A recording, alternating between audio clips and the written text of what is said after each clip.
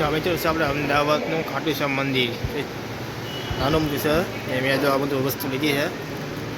ફોટા અને મસ્ત પાડ્યું રીલ્સ એવું લેવું જોઈ શકો છો. આ ખાટુ શ્યામ છે આપણે અમદાવાદની અંદર. અલગ બ્લોકમાં કંટ્રોલ એટલે બતાવીશ મંદિર કેવું છે એવું ગાડી તો આવી રીતે મને દેખાય છે.